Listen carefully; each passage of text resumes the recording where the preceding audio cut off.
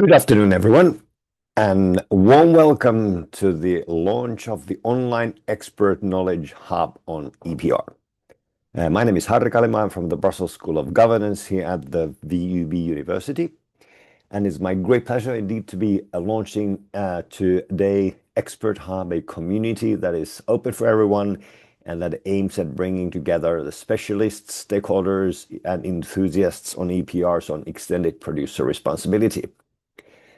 The hub has been developed as part of Life for EPR project, a project that is run under the leadership of ENT in Barcelona, and which brings together 6 organizations working on EPR, so ACR Plus, Erion, Sotelo, WeForum, as well as Zero Waste Europe, in addition to us here at the VUB.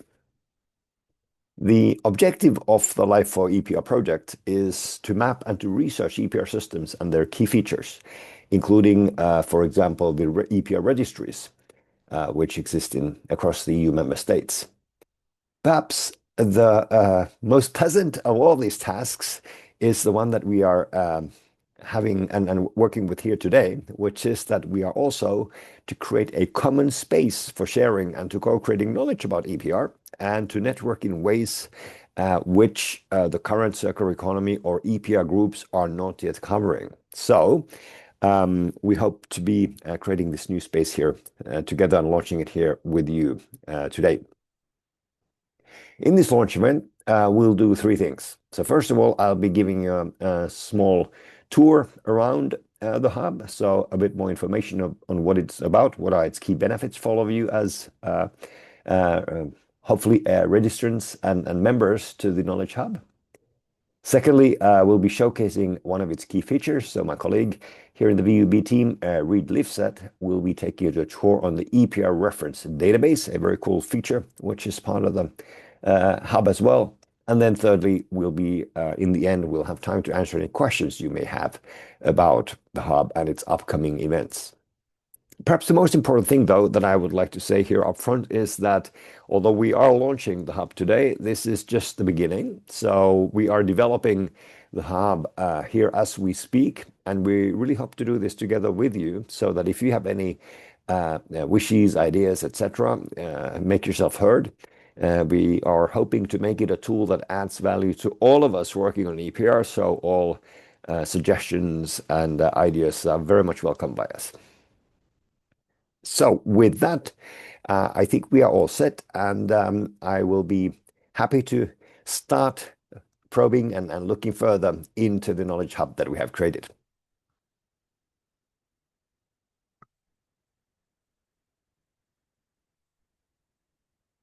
To share this recording with anybody who did not make it today so that people can actually get an introduction to this afterwards as well.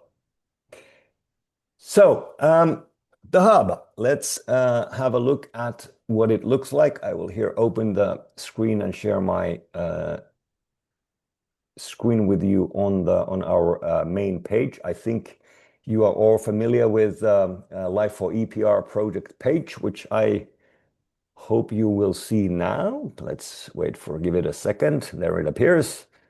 Indeed. So that's the project we are part of. And here you see the ExPeRt Hub as our virtual presence. So I'm clicking that to open us. And so that's the hub. And we are trying to get a good membership to join us. So I'm really inviting all of you to register into this. So not just to visit the pages, but actually to become a member by clicking the registration tab here. And not just register yourselves, but also if you have colleagues you think this could be of interest, do forward the invitation to them as well. Anyone you think that could be interested in this hub and its activities. What will happen if you and when you register is that you will start to get updates on the activities, on what's happening in the hub. So this will cover the events that we are organizing, which we will cover in a moment in a bit more detail. You will get invitations to stakeholder consultations, also to be explained in a moment. And also, you'll be able to join these working groups that we are in the process of creating. These are spaces for discussing with your peers and about EPR issues and planning and running maybe even new events that we are doing.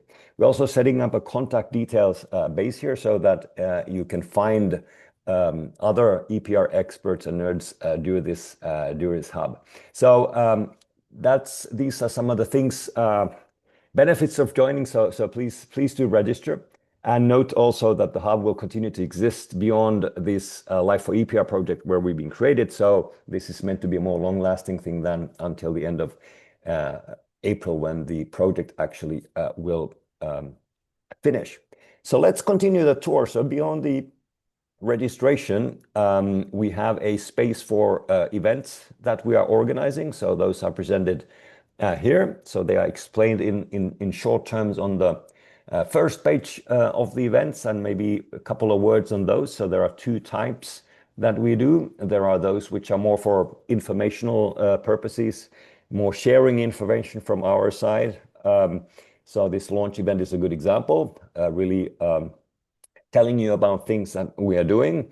The reference database, which Reid will introduce in a moment, is another good example of that. And then we will also have an event, for example, in June, where we'll be telling us about the research results that we are already have come to as part of the process.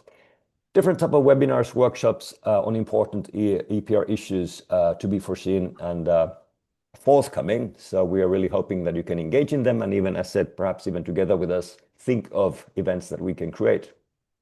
The second group of events, so this is an example here in the second, third, and fourth of the boxes here. If the first one was represent more of a informational event, are the stakeholder consultations.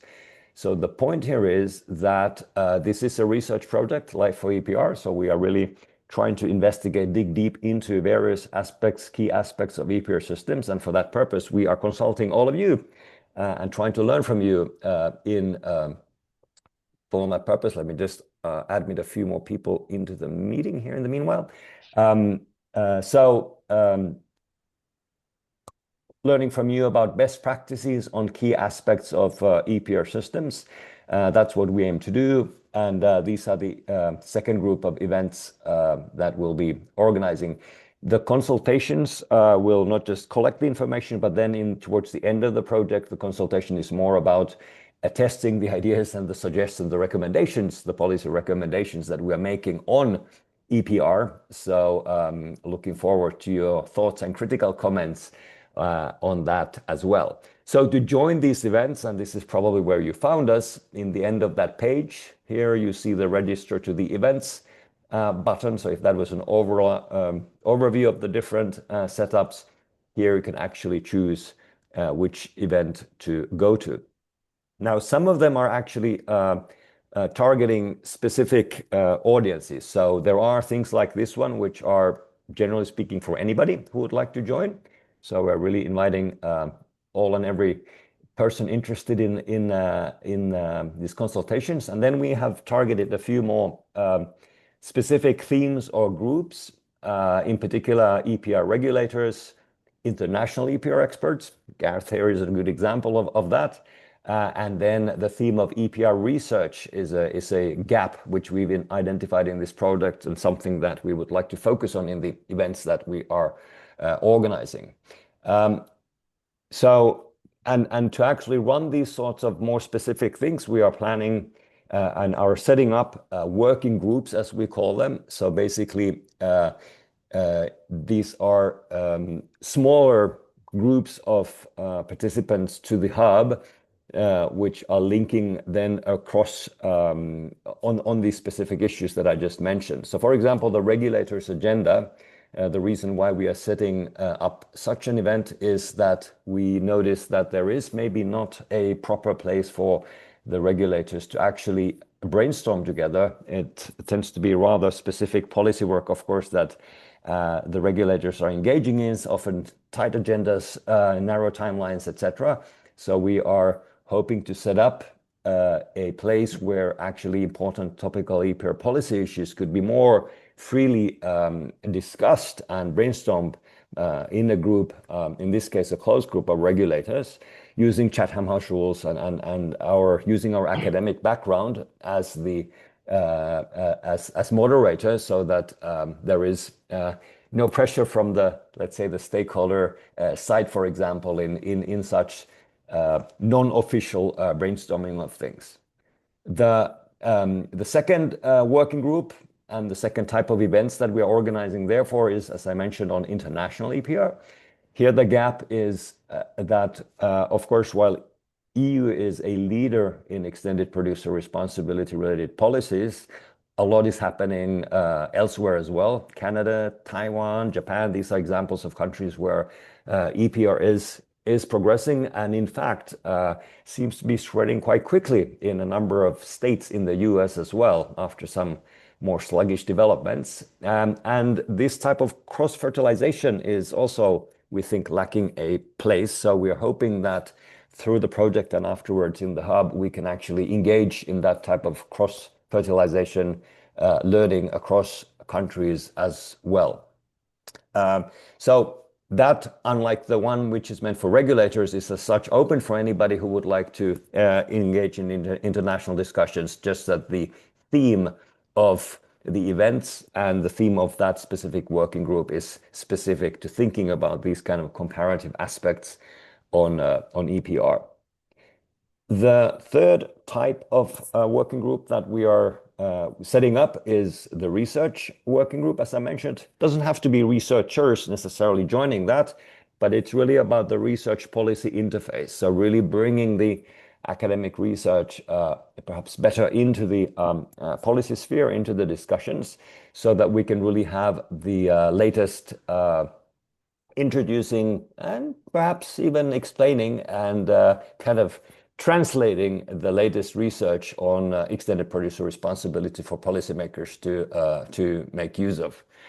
So three types of events, and here you can see two examples of that. So we are organizing an event that is coming up, and so in this first stakeholder consultation event that is taking place, it's actually three separate events across a single day. So we have a plenary session first up, so that's all of us, anybody in the hub joining.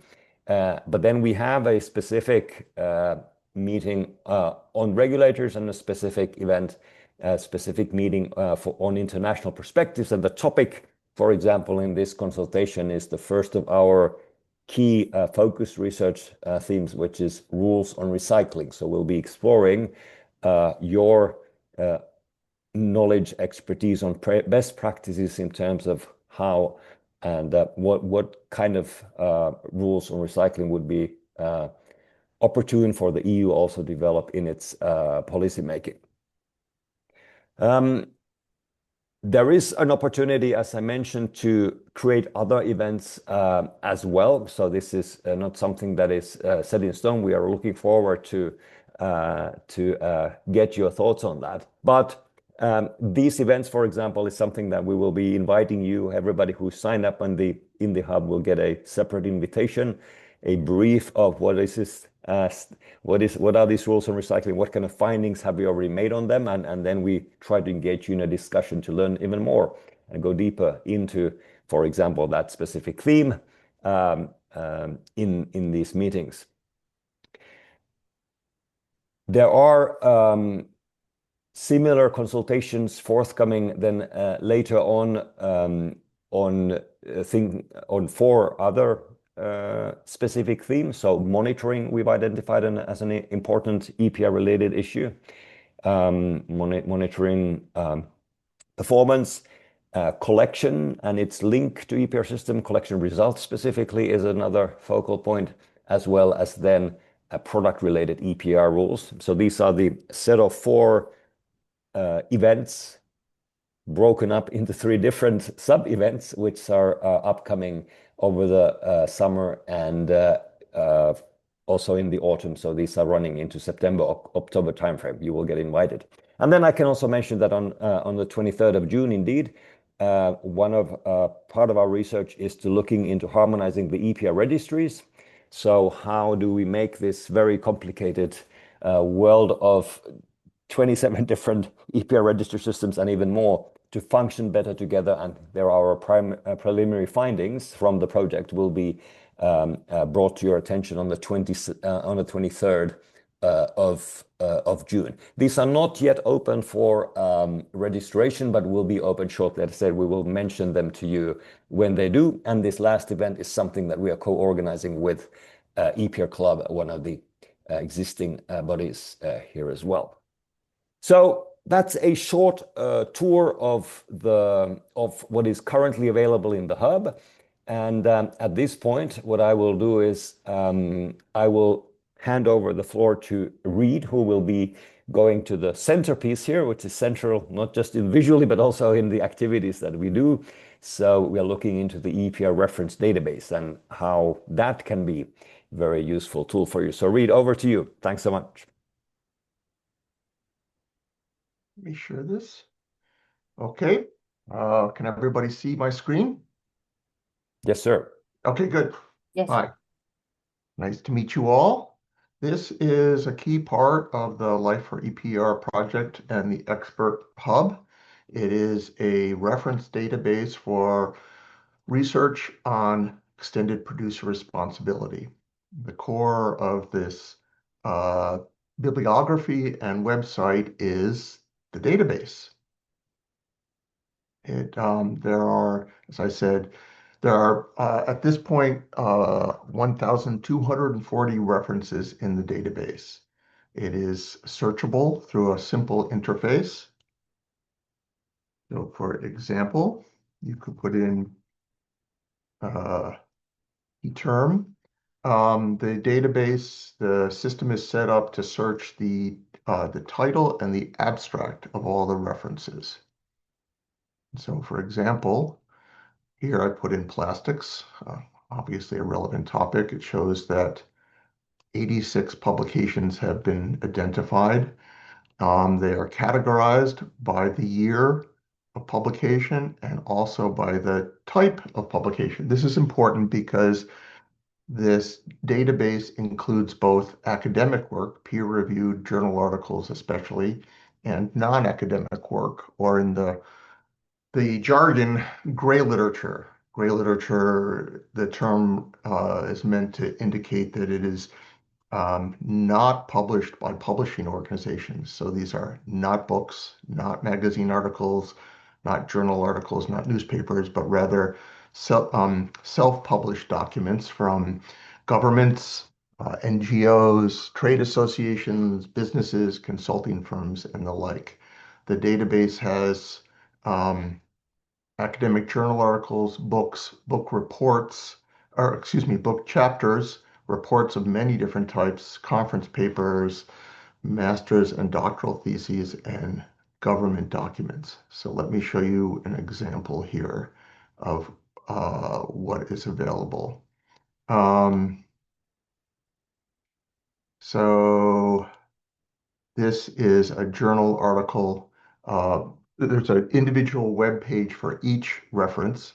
So it shows the type of publication, important because of the variety, the abstract, if it's an academic journal article, or a summary, if it's a non-academic one, the authors, the source, and the usual publication information. What's some of the special features here are that for researchers, the references can be downloaded into reference management software if they use it. But also because the location of the source documents change over time, we make it very easy for the user to do an additional search. So they can click on this to go to Google Scholar, and it immediately pulls up that document in a Google Scholar search. And then also to search on a more general Google site. There's always things to be improved or corrected. So on every single page, we have a place where the user can say, hey, that's not right, or offer a comment. And then there's explanations of the um, of the basis on which we decided what's included and what's not. We also provide an opportunity for people to suggest additional content for the reference database and, thank the people who've helped with this and provide background explanation. Now, the reference database does not provide the full text because we don't own the copyright. We don't have that prerogative, but instead, as you can see, we always provide a link to the source document. And that way the end user can go there and get the document. In many cases, this will be open and easy to get. For journal articles, it might be behind a paywall, but with academic articles, it's typically the case that you can contact the author directly, and they will be thrilled to send you one because academics always like to know that at least one person has read their work. Uh, the reference database is in continuing expansion. I think we're going to be adding another 400 or so references over the next month or so, and we are thinking about all sorts of ways to enhance the search functionality and other aspects of this. So let me pause here and see if you have any questions.